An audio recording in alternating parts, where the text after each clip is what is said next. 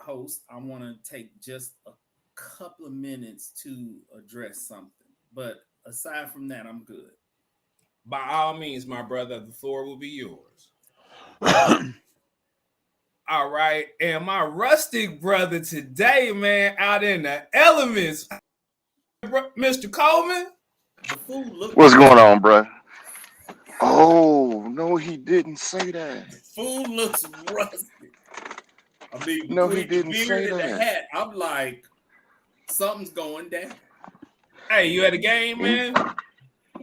yeah, man, the boys had flag football tonight, so uh, trying to do this daddy thing, man. Try to Hey, do it man, well. So the trees you was walking by had little berries hanging from them and shit. That's what I'm saying. You out there all rustic on some nature walking shit. I'm like, my man, in 100-degree bro, we weather, over nature walk. here in Mansfield, bro. I'm just trying to keep this sun off me, I know you. I know, boy.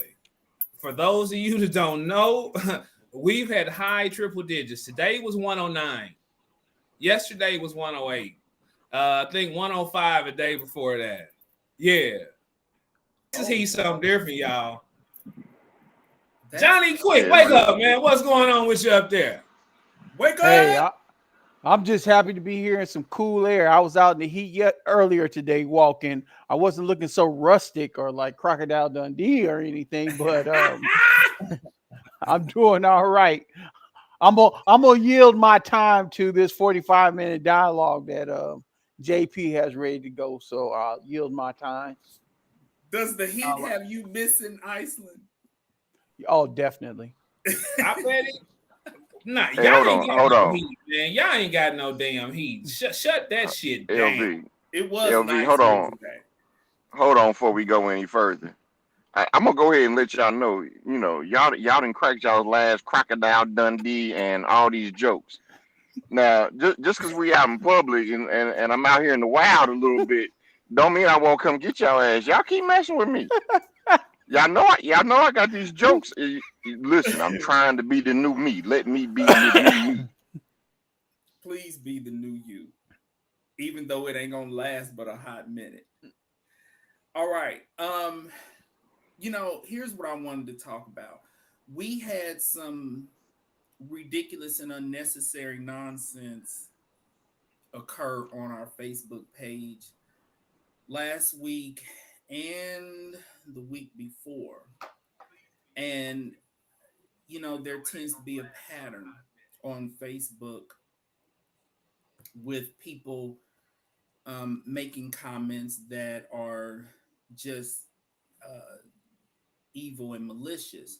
And so I was thinking that maybe I should clarify what our target audience is.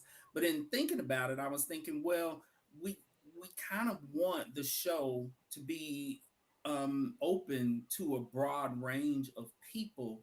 It would be easier to say who our target audience is not than to say who it is because we really want to be inclusive. So, real quick, this is who our target audience is not. Okay. For anyone out there who might fall up under this. One, if your father is also your uncle, you are not our target audience. If you are still trying to figure out what I just said, you are not our target audience. If you are sitting on a rickety porch, picking a banjo and smoking a corn cob pipe next to your wife, who is also your first, second, or third cousin, you are not Hey, our target audience. hey, bro, don't go Kim Burrell on them. If she you are had she rolling had to down walk the back her street, comments. if you are rolling down the street in a pickup truck with the Confederate flag in the back window, you are not our target audience. And last but not least, if you think that Donald Trump is a decent human being or a human being at all, despite the fact that he is a known racist and a degenerate, or you love him because he is a known racist, you are not our target audience. So we invite you to get the hell off of our page. with that said, I should have covered everything from your run of the mill races to Kanye West. So And are I, we good I to like to start this say show? thank you, Gerald, because now we're going to go viral because they're going to really tune in now.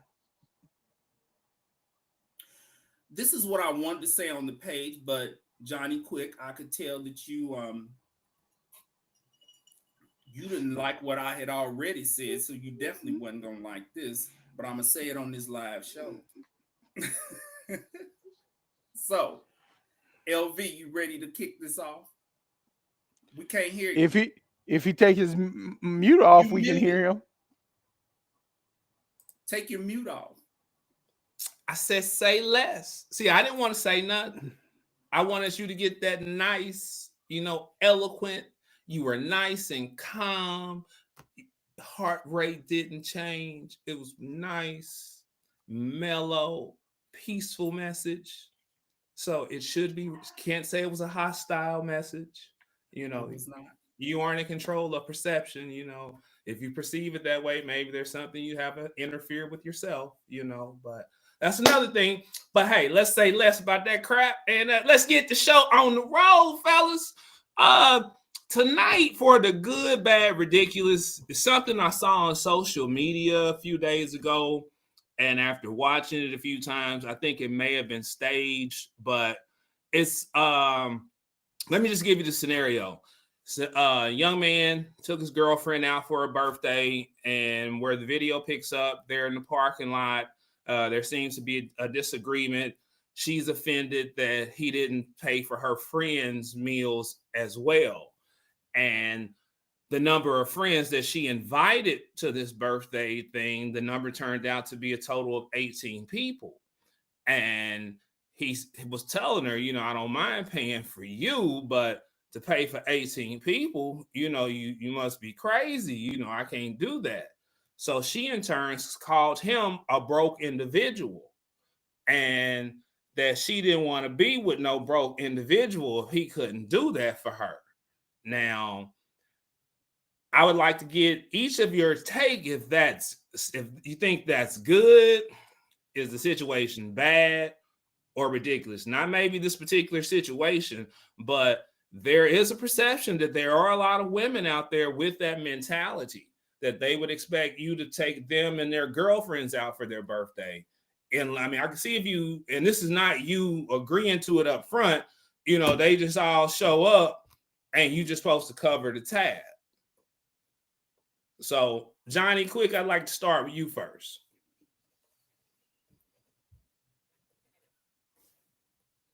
Mute. It's contagious. Take the mute off.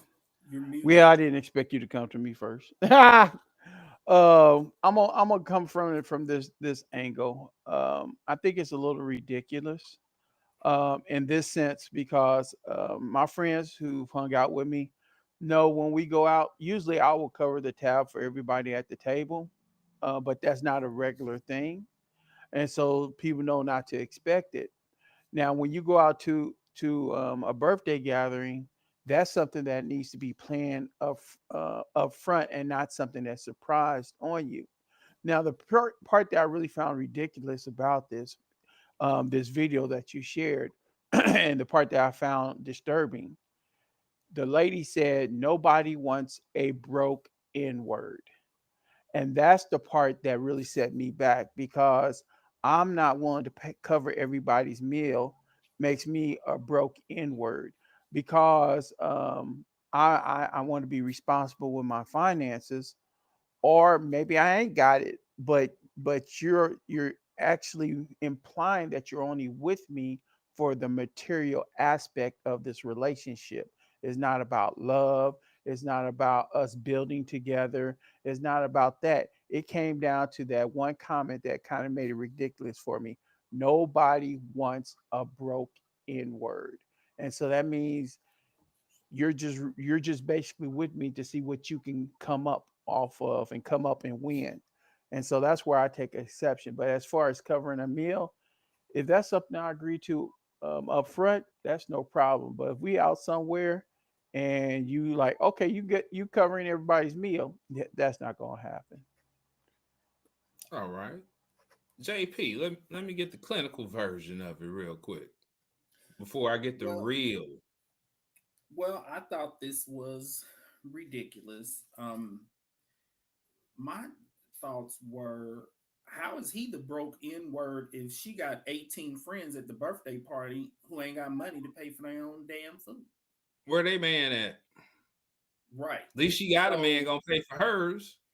right. And so I can understand if he was dating her and there was the expectation, I guess, that of course he's not going to have her pay for her own meal, and yes, he would pay for it, but that is bad and ridiculous. The just the general expectation that he's going to be paying for everybody's meal. I'm kind of hoping that it was staged, because to record insulting him and presenting him as a broke N word, I thought that was especially foul also. So if he was dating her, hopefully that was the last date, because Hmm. she's of low class. That's all And All I see, have right. to throw. and see, that's where I have a problem. Even if it's staged, why do we have to put this buffoonery out in Yeah, public like that? right. Because that's all some people see and they don't know that it's not real. So that's where they get their perception of some people. Yeah. Well, and even if it was staged, it's coming from a conscious level to even think to stage that scenario in and of itself speaks to the mentality of the person who staged it, the person who made the video, the person who posted the video. And so even though it may be staged, apparently that's something that she would find to be a real issue, and probably was hoping that it would go viral and hundreds or thousands of people would go back and forth and agree with her. It was ridiculous. Yeah. So, All right, brother Coleman. I thought it was great. Um, and I looked at it from a different perspective. I thought it was good because the one thing you want to know is what is the quality of the person that you date. And so when it's spring on me that you got 18 friends and you pay for their dinner, oh, I need to believe who you are, and I need to know it's time to get out this relationship. And I'm hoping all the homies who are around town also see what type of person you are. So I thought it was good because I think anytime you reveal yourself, your true self, and you let me know who you are, I now know how to interact with you on the best of terms. So I do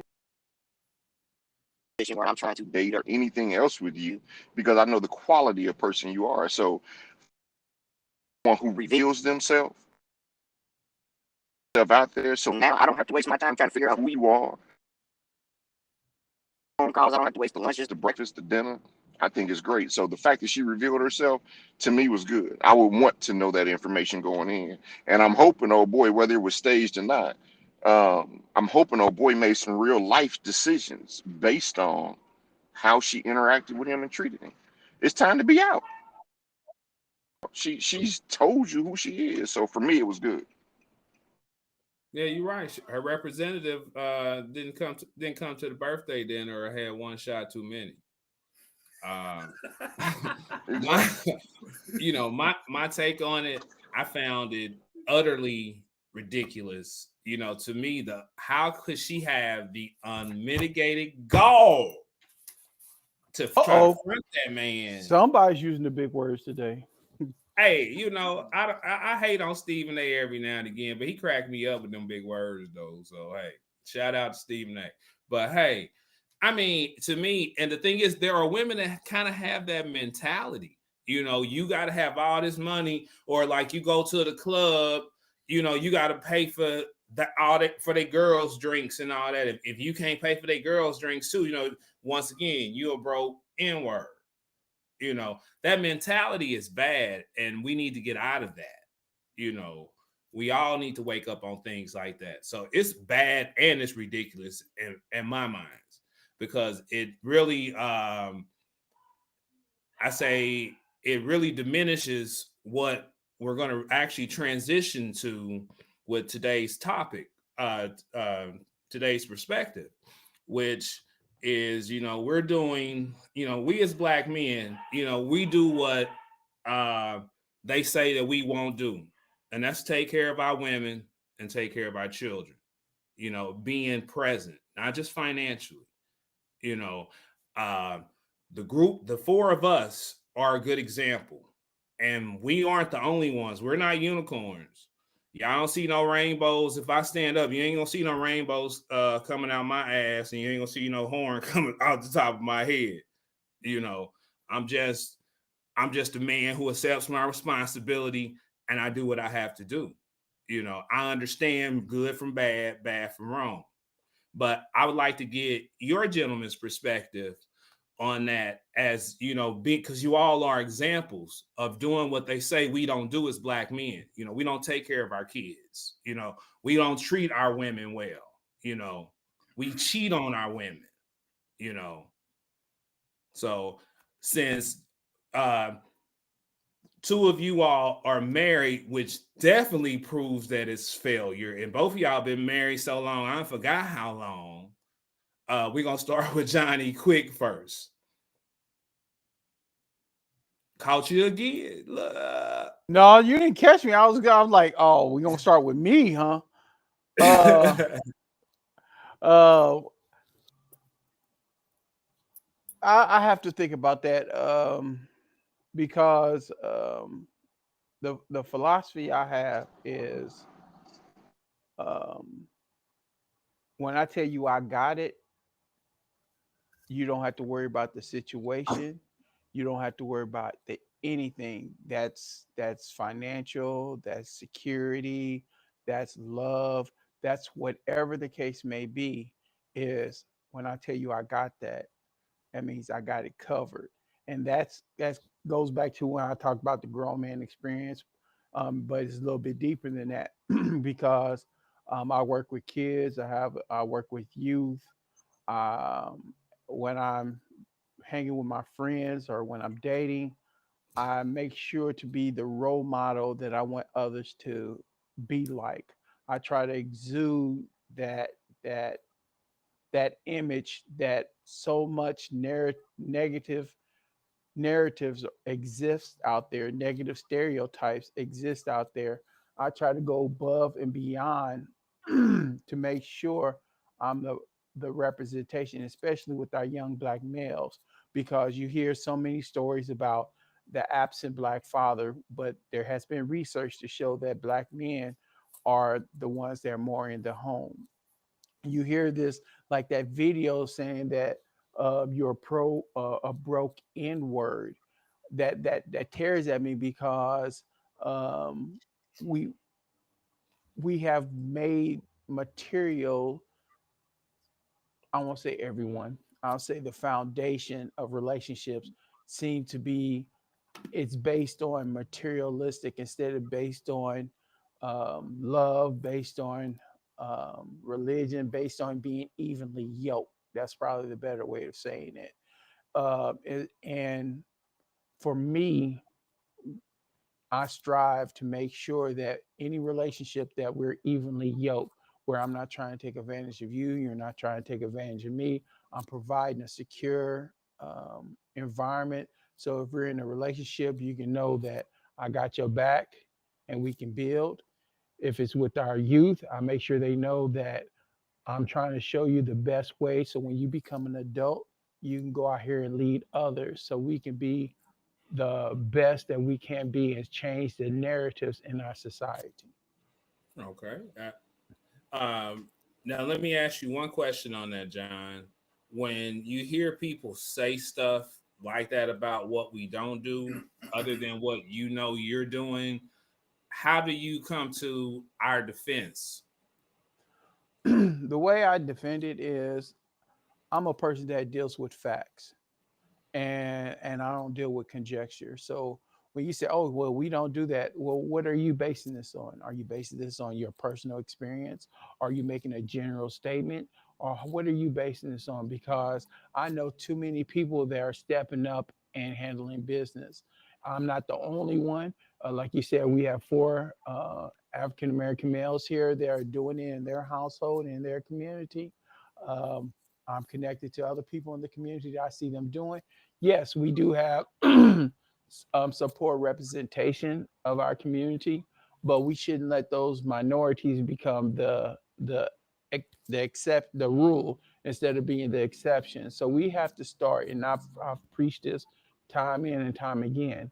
We have to control the narrative that is said about us. And so when I deal with those people who say that, even what Gerald talked about, JP talked about earlier on the podcast, people who are putting comments on our videos, that's what we got to do is start challenging them, bring them to the forum so we can actually educate, because a lot of people operate out of ignorance, and now that ignorance becomes fear, and so then that's when they start fearing us, and because they don't understand us, they haven't been given the education. But typically when a person receives the education, the knowledge, and they understand, their views seem to change. So I, like I said, I deal with it from a factual perspective, educational perspective, to enlighten people so they can do better. Man, they ain't nothing but keyboard gangsters, man. It ain't worth the time. Right. Mr. Coleman, how do you feel when you hear that statement, and then you know what you do, you know myself, you know Johnny Quick, you know JP Craddock, you know me and in your family, you know. Yeah, man. It for me. Um, you got to excuse me. My family's exiting the vehicle right now. Nah, I'm good. But for me, as a younger me, I used to take offense to it. Especially when I looked around at my father and dudes who was in the crib, not always doing the right thing, but they were present. Um, and when I say not always doing the right thing, because my father was a street dude. You know what I mean? So he was probably, in the house 50% of the time. He was in the street 50% of the time, but he was present. I knew who he was. He was at the crib. We all knew what was going on. He took care of the household, things of that nature. I mean, you all knew my father.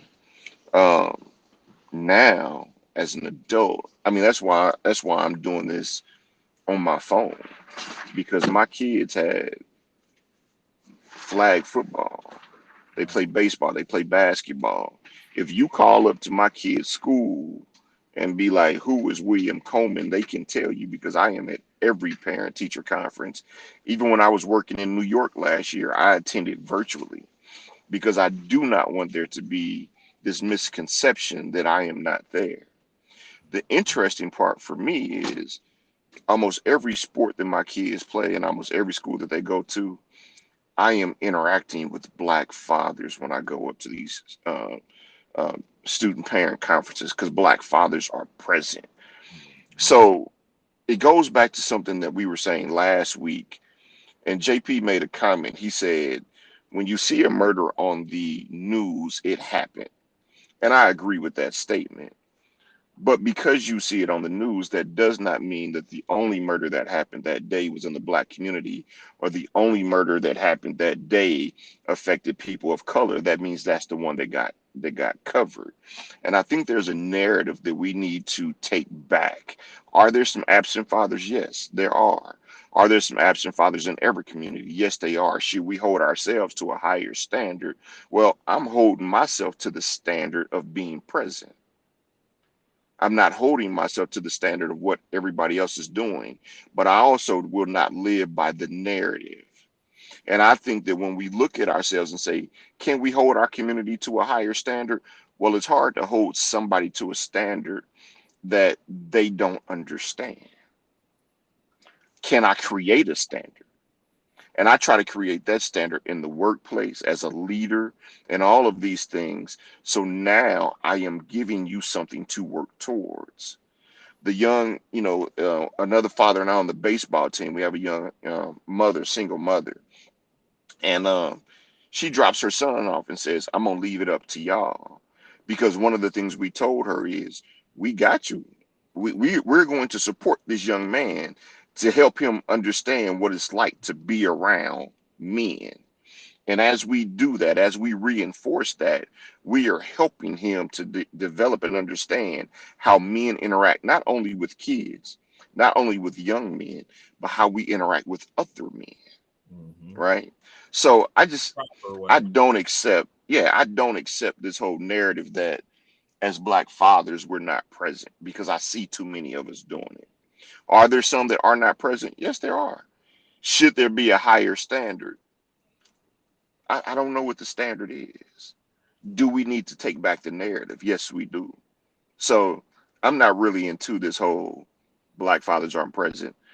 And maybe you can just say it's my world, but I look at my brother, I look at my father, I look at my uncles, I look at you all. And like John said, you look at a Johnny Quick, you look at a Jason Strickland, you look at these men who do not have kids and are People do impacting young black men on a daily every basis. day. You know what I Every mean? yeah. So I don't agree with the narrative, but to combat it, I'm present. I am present, and I'm present in the lives of young men around me. I remember another, brother we know, Ed Cates. We were riding down the street one day, and we saw some young black dudes out, and we were riding. It was on 10th Street, right in front of the wreck, and they Mhm. were out there getting ready to box. We pulled over and got out and talked to them and sent them on their way. I don't know who those kids were. I don't know who their parents were, but we knew they wasn't going to be boxing between the wrecking gates on our watch. Mhm. So we were present. You know what I mean? We took account, or we were being accountable for the young men who were in our atmosphere at that time. So I don't know, man. I disagree with it. I don't know necessarily how you combat the narrative outside of being present and being there and being and being impactful in the lives of the people around you. Like that take. Brother Craddock. Okay, here's my thoughts. I struggle with us repetitively getting sucked into the debate on fatherlessness that is based on research and statistics. And I'm going to explain why. When it comes to researchers, when they're researching fatherlessness, when it comes to fatherlessness, they base their research on three things, and this is what they are. Those numbers are based on children born to unwed mothers, children who reside in single parent homes, and something I want you to think about is they also end up including children who actually the parents have a 50-50 joint custody arrangement, but if the kids are using the mother's address as their legal address, then the father is counted in the stats as being absent, and then therefore that kid is fatherless. Here's my point. Those stats, those studies have always been BS. And the reason why I say that is because a kid is not fatherless because they're born to an unwed mother. The father might be living with her. The father might not be living with her, but just because she's not married to the father does not mean that the father is not actively involved in the life of the child. The second point, children who reside in single parent homes, that does not mean that that child is fatherless and that that father is not involved in that child's life and actively co-parenting.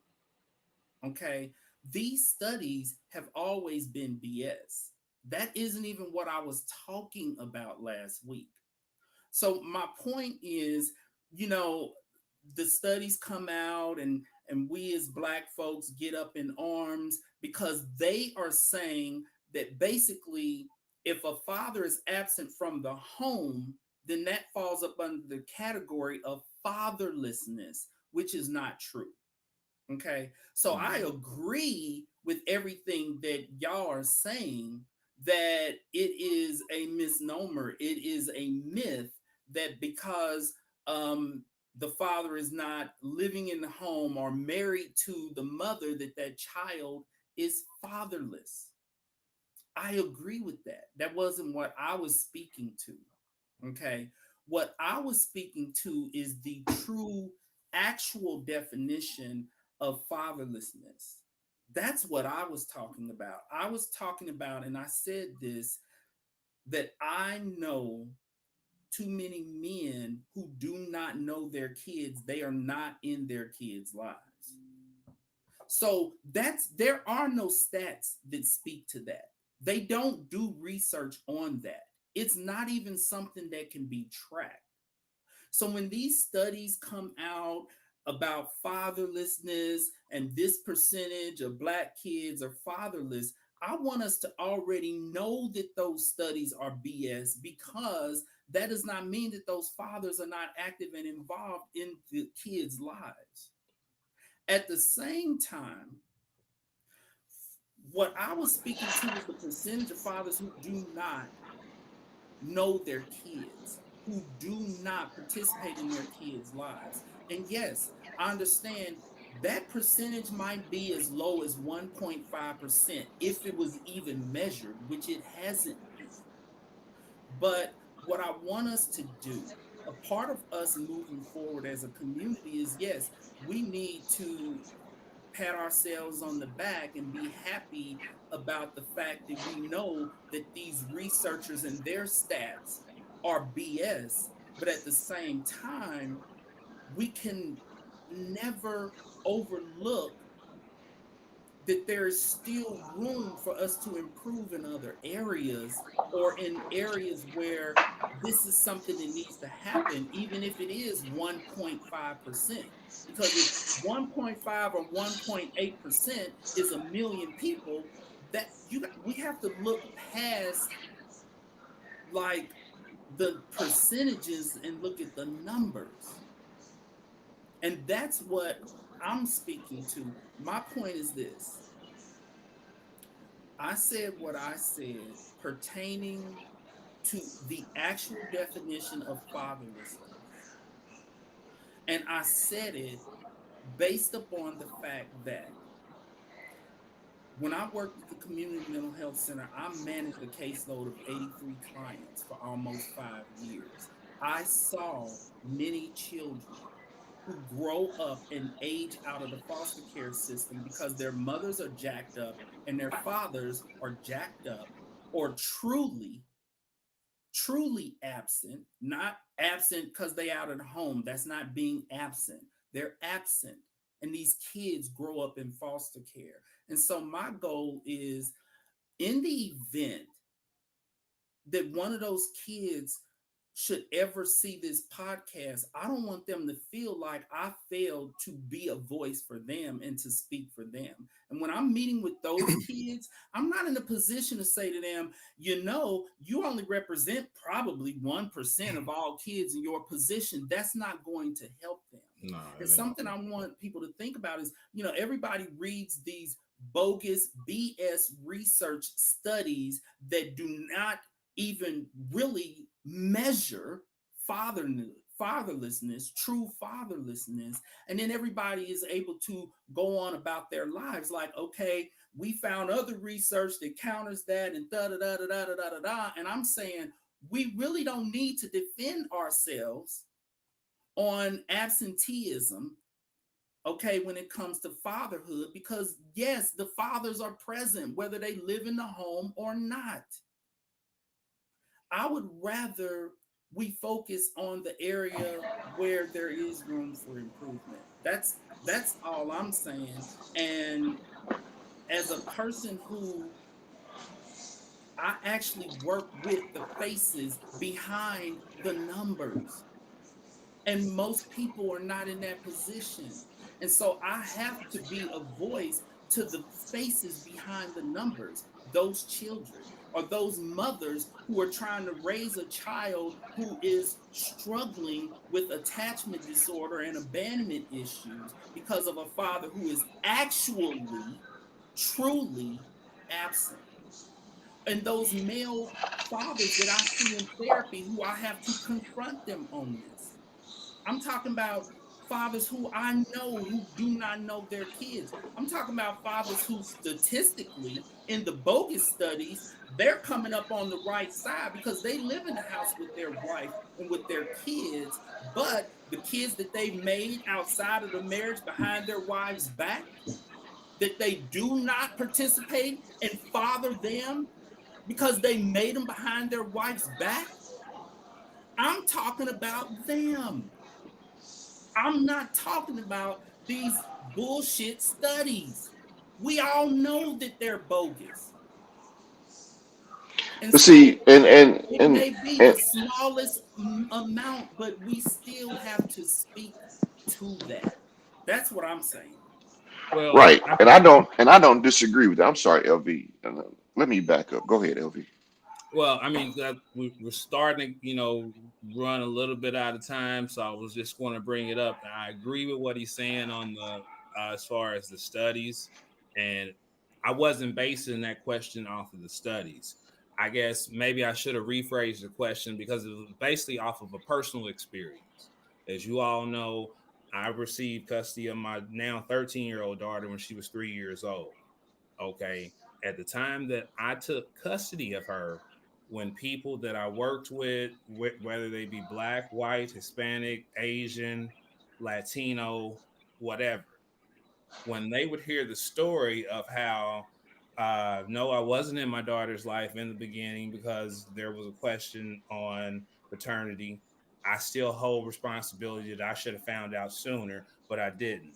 I'm trying to learn not to cry over spilt milk on that. But as soon as I did find out about the paternity, I immediately started to develop a relationship. Just in the few months that I was doing that, and y'all know I don't share info with a lot of people, but people that would find out about that, it's like their eyes would light up, and it's like I'm just the greatest person in the world, and I'm looking like I'm a deadbeat. I've been lost in space for 3 years. Thank you, but no, thank you. Okay, proceed to let's see, met her on the third birthday, December that year, due to bad circumstances, I ended up getting full custody of her because it was either I take custody or she go into the system. It wasn't even a question for me to say, yo, let's see, do I take on my daughter or do I just let her go in the system and go the other way? It was immediately, I am my daughter. Once again, people hear that story and it's like, I'm just a super dad. And I used to really get offended by it. But what I've learned is that once again, people only know what they see. To me, it was just something natural because even though my father and my mother didn't live together, they were married and then they separated, my father was still present. So it wasn't like my father was absent. So that's where I agree with you, JP, as far as those numbers. Uh, in that case, I was in that category of being abandoned, but I wasn't. Okay. My whole thing is there are millions of us that are responsible and that we do these things, but nobody ever hears about it.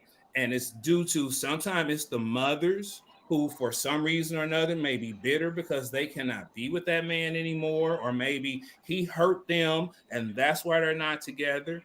They want to just tack on anything bad. But when we do what we're just supposed to do, we can't get any credit.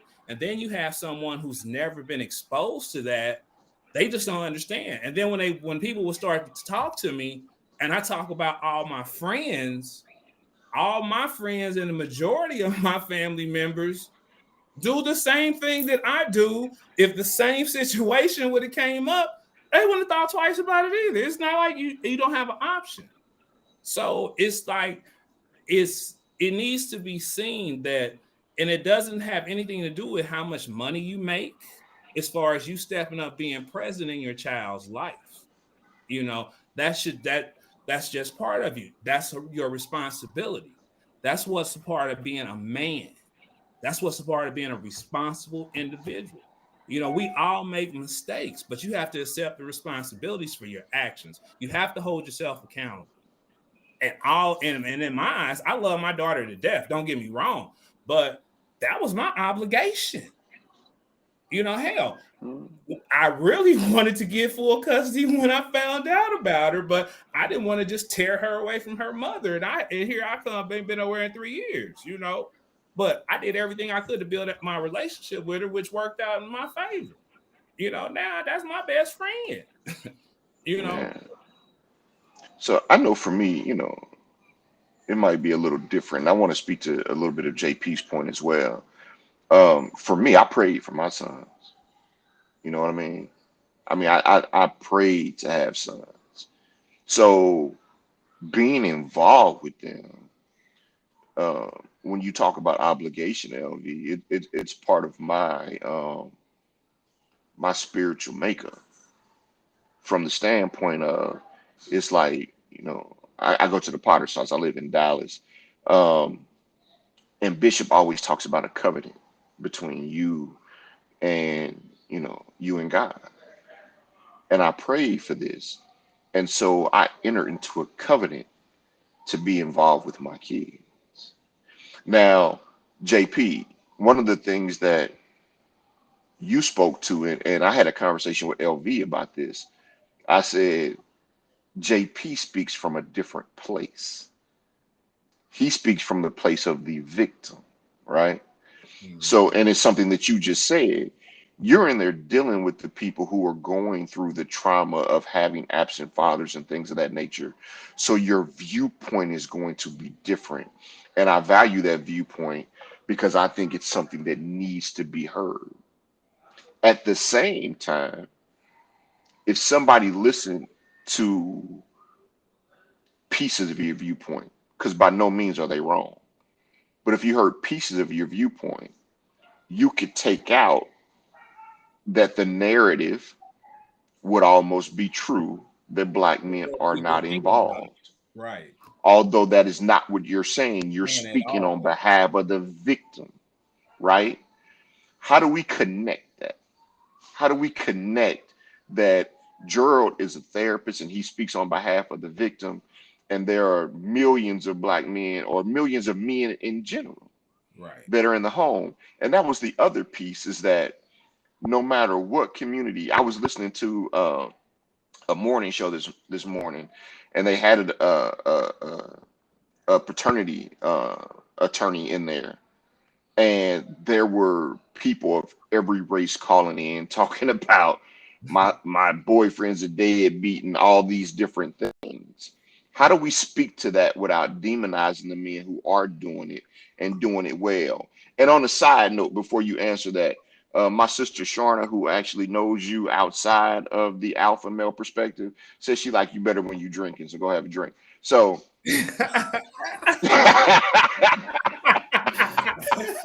Tell him, Shorty. Tell him, sis. Tell him. Okay, here's where we all come in.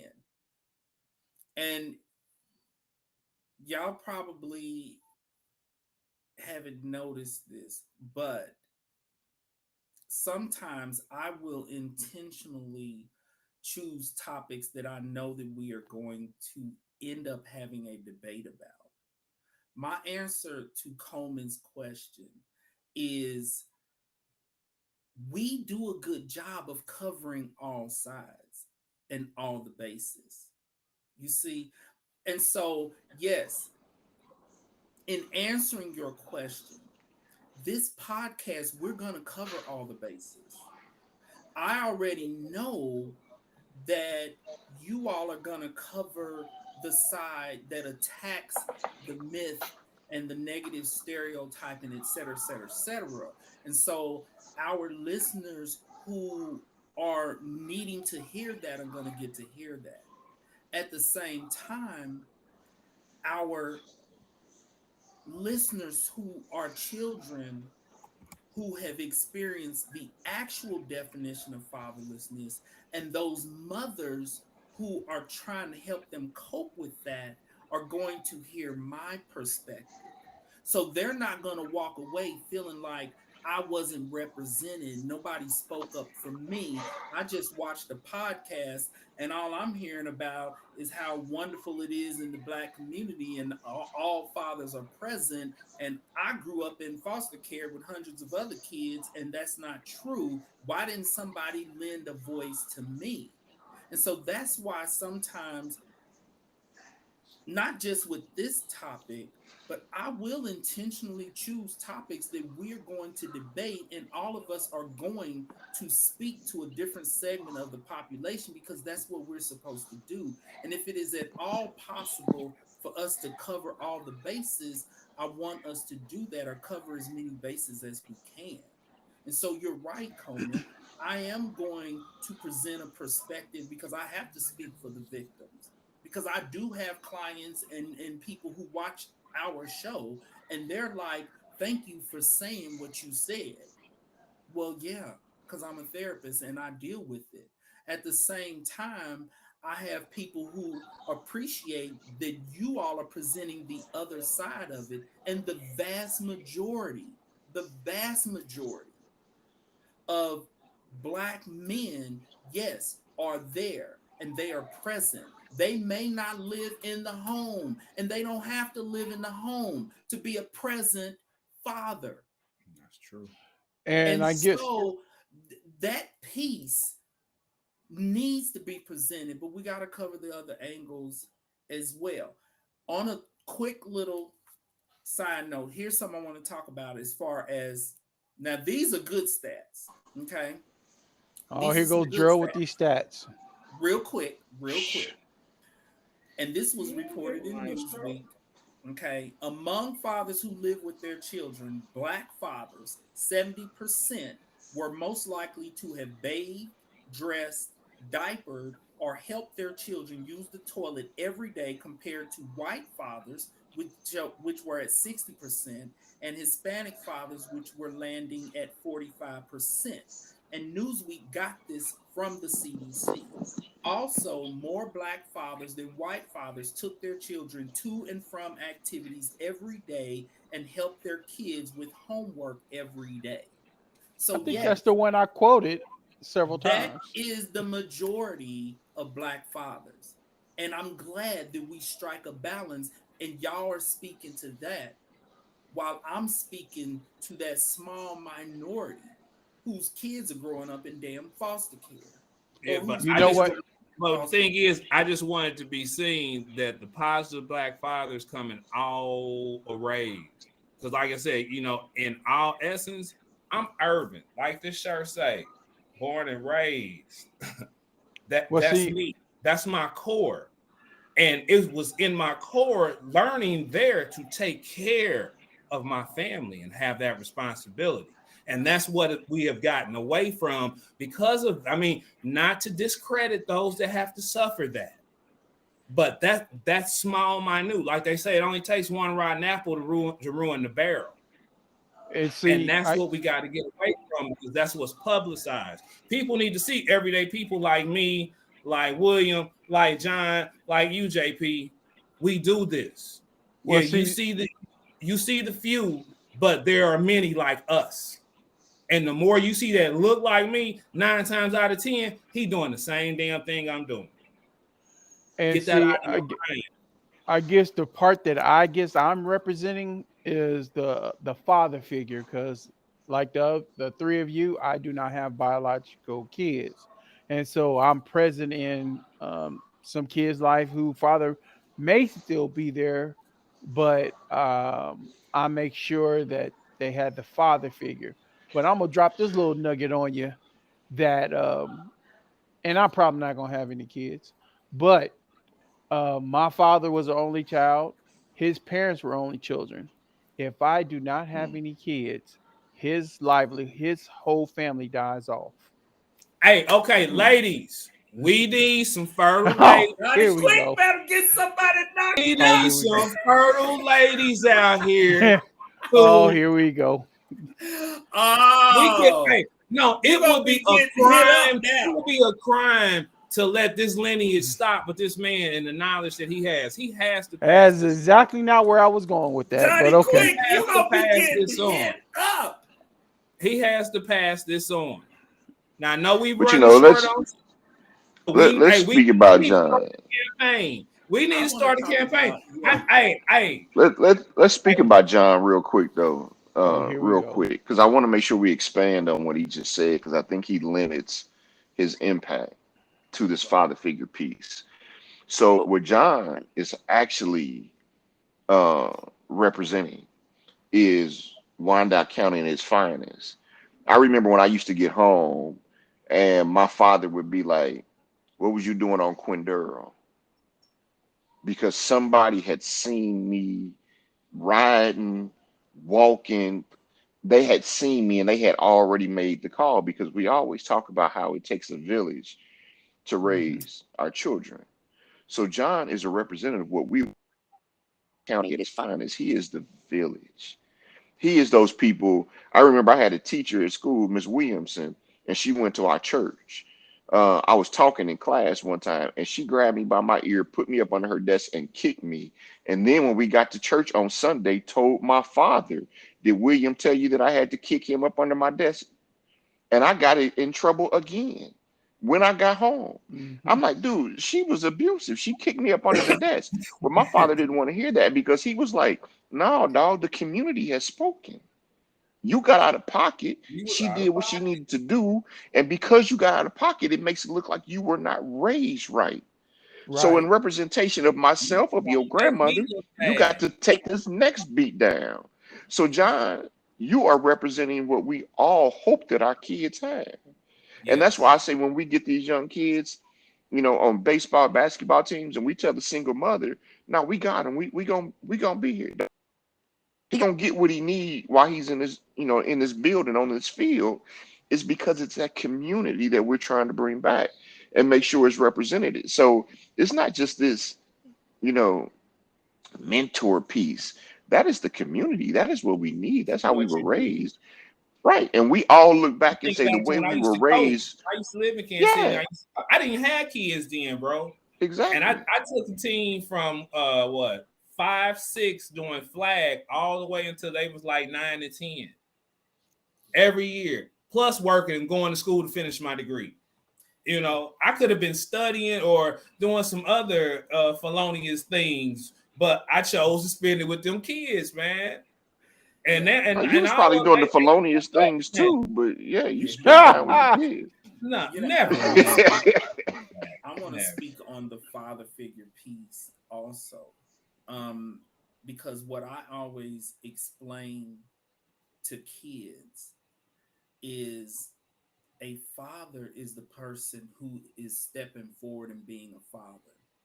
Because these kids that I work with who are truly fatherless, sometimes they will reject a stepfather or a father figure, a mentor, a coach, and say, "Well, that's not my father." And I explain to them, a father is a person who steps forward and fulfills that role. And teaches So you Johnny and Quick, guides you're you. right. And for me, I was in my 40s when I became a father. I myself was a father figure for many years before I had kids. That's something that my wife, used to always say, is like, you have a large amount of kids who consider you their father, because and that's the value of that father figure. And that should not be diminished. Sometimes kids don't realize it, that that coach who is there, not only coaching them but caring about, did they do their work, and are they making it home by curfew, and are they avoiding being intoxicated and addicted to drugs. Yes, we cannot overlook those father figures. Now, Johnny Quick, that don't mean that we want your whole lineage to stop. We still gonna be sending Oh, here we some, go. like, That's right. I don't we listen. sending fresh eggs your way. I don't believe John lineage gonna end. I'm gonna change the subject. One thing I had to personally get over, and you're talking about the father figure. I Oh, I would thought you used was to gonna say get being nasty. Okay. no. I used to get Happy Father's Day text messages or messages saying Happy Father's Day, and it kind of set me back. I'm like, I'm not anyone's father, and so I had to get over that. Then I realized that it took one of my mentees who broke it down, and it's pretty much like, when I look at a father, you're the person I see.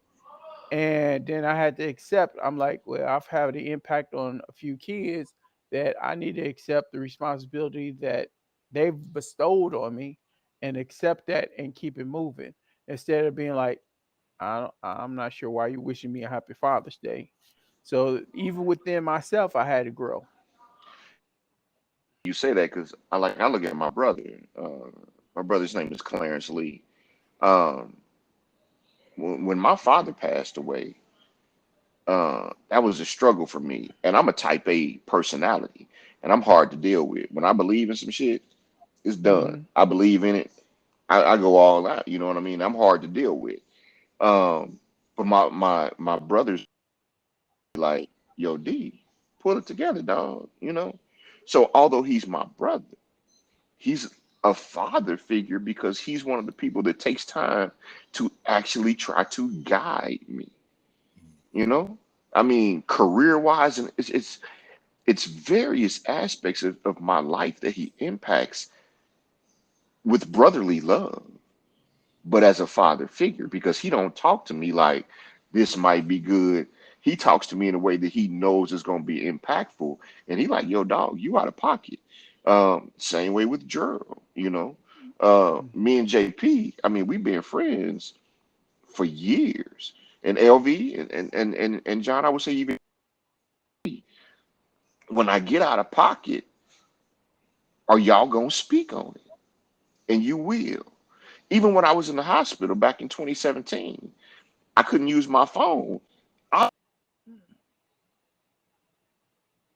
And we lost him. He was making a good point, but we lost him.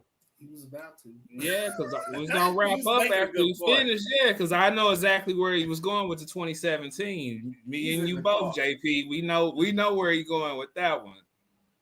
Let's see if we can give him a few minutes to get back in here. But while we wait on him, everybody please like, share, subscribe, hit the bell. That way you get a notification to remind you when we go live or if we make a post.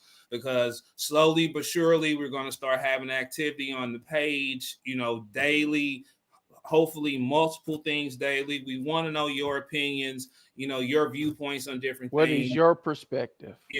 When we find things such as we Oh, have him here back. come back. He's yeah, ready my to fault, finish his man. point. My Oh, my all right. apologies.